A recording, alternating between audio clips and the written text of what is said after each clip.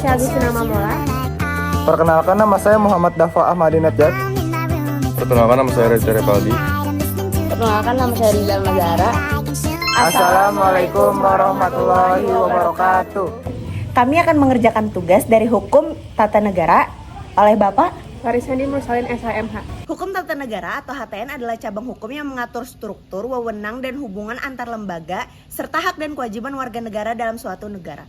Lingkup kajian HTN mencakup aturan dasar tentang yang pertama, bentuk dan sistem pemerintahan negara, kedua, struktur dan wewenang lembaga negara, yang ketiga, hak dan kewajiban warga negara, yang keempat atau terakhir adalah pembagian wilayah dan pemerintahan daerah. Apa sih pengertian HTN dan hubungannya dengan hukum administrasi negara atau HAN? HTN mengatur norma dasar yang membentuk negara dan sistem pemerintahannya, sedangkan HAN mengatur pelaksanaan administrasi pemerintahan oleh pejabat negara. Apa hubungan antara HAN dan HTN? HAN adalah penerapan teknis dari dasar HTN dalam administrasi negara. Apa hubungan HTN dengan ilmu negara dan politik? Ilmu negara itu mempelajari asal-usul bentuk dan tujuan negara. HTN menerapkan konsep-konsep dari ilmu negara dan aturan hukum yang konkret. Sedangkan dengan ilmu politik, HTN dan ilmu politik saling berkaitan dan membentuk sistem pemerintahan dan demokrasi. Sumber-sumber hukum tata negara. A. Pengertian sumber hukum. Sumber hukum adalah segala sesuatu yang menjadi dasar dalam pembentukan hukum, baik dalam bentuk tertulis maupun tidak tertulis. B. Macam-macam sumber hukum. Sumber hukum material, faktor sosial, politik, ekonomi yang mempengaruhi pembentukan hukum. Dan kedua, sumber hukum formil. Bentuk hukum yang memiliki kekuatan mengikat seperti undang-undang, kebiasaan, jurisprudensi, traktat, dan doktrin.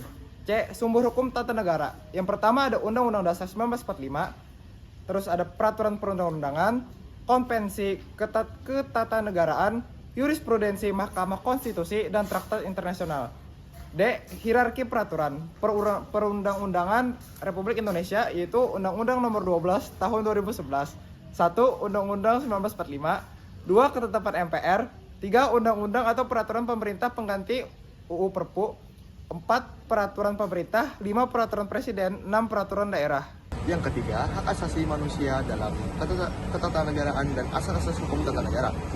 Pertama, pengertian asas-asas hukum tata negara. Asas dalam hukum tata negara adalah prinsip-prinsip dasar yang digunakan dalam penyelenggaraan negara. Kedua, dimensi asas hukum tata negara. Dimensi hukum asas tata negara ada 5. Yang pertama, asas kedaulatan rakyat, yaitu pemerintahan dari, oleh, dan untuk rakyat. Yang kedua, asas negara hukum. Semua tindakan pemerintahan harus berdasarkan hukum. Yang ketiga, asas pembagian kekuasaan. Kekuasaan dipisahkan ke dalam legislatif, eksekutif, dan yudikatif. Yang keempat, asas konstitusionalisme. Pemerintahan harus berdasarkan konstitusi. Dan yang terakhir, asas demokrasi. Pemerintahan harus melibatkan partisipasi rakyat. Lembaga negara menurut Undang-Undang 1945. Adapun macam-macam lembaga negara, yang pertama lembaga eksekutif, yaitu presiden dan wakil presiden. Yang kedua lembaga legislatif, yaitu DPR, DPD, dan MPR. Yang ketiga lembaga yudikatif, yaitu Mahkamah Agung, Mahkamah Konstitusi, dan Komisi Yudisial. Yang keempat ada lembaga pemeriksaan keuangan, yaitu BPK. Tugas dan kewenangan lembaga negara: presiden, kepala negara, dan pemerintahan. DPR membuat undang-undang dan mengawasi pemerintahan. DPD mewakili daerah dalam sistem pemerintahan pusat. MPR mengubah dan menetapkan undang-undang. MA mengadili perkara, kasasi, dan mengawasi peradilan. MK menguji undang-undang terhadap undang-undang dasar. BPK memeriksa pengelolaan keuangan negara. Lembaga independen. Perkembangan lembaga independen. Lembaga independen dibentuk untuk mendukung pemerintahan yang transparan dan profesional. Macam, tugas dan kewenangan lembaga independen adalah 1. Komisi Pemberantasan Korupsi atau KPK untuk memberantas korupsi. 2. Komisi Pemilihan Umum atau KPU untuk menyelenggarakan pemilu. 3. Otoritas Jasa Keuangan atau OJK untuk mengawasi sektor keuangan. 4. Komnas HAM untuk mengawasi pelaksanaan HAM. Demokrasi Indonesia. A. Konsepsi demokrasi. Demokrasi adalah sistem pemerintahan yang memberikan kedaulatan kepada rakyat. B. Sistem dan praktik demokrasi di Indonesia.